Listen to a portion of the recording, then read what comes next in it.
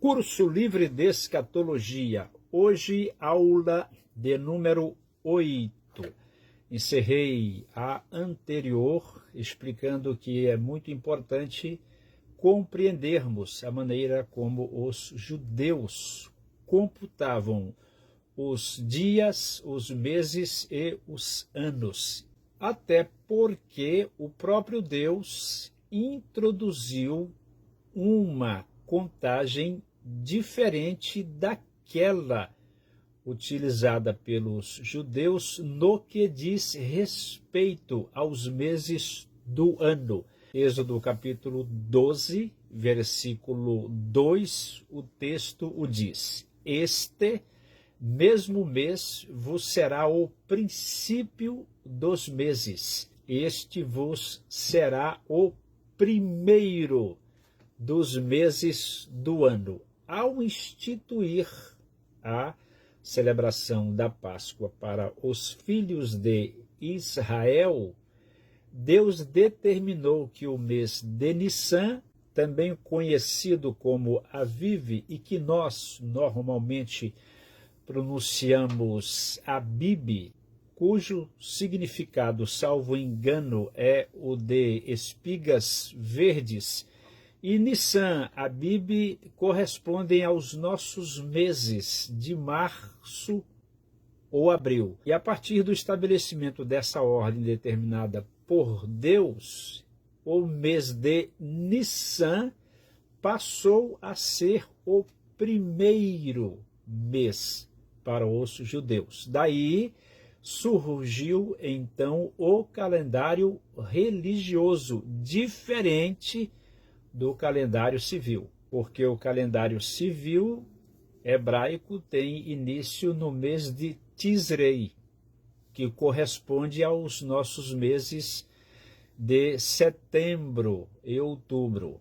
É exatamente no mês de Tisrei que tem início o Ano Novo judaico. Ora, o nosso Ano Novo tem início na passagem do dia 31 de dezembro para o dia 1º.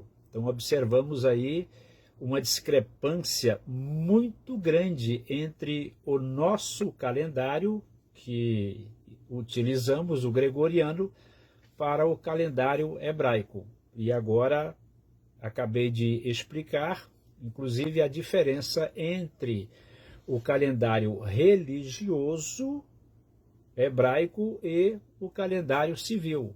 Tanto que em Israel o calendário gregoriano é utilizado e ensinado nas escolas. E este outro calendário religioso, as datas deste são utilizadas principalmente para a observância das festas religiosas de Israel.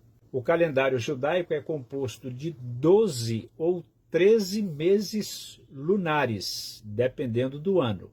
Os 12 nomes são os seguintes: Nissan, eu já expliquei, correspondente aos meses de março e abril de nosso calendário.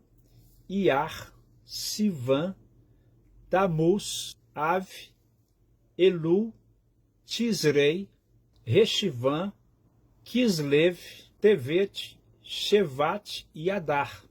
E ainda o 13º mês, que é chamado de Adar II ou Adar II, que é adicionado há alguns anos para manter o calendário em sincronia com o ciclo solar.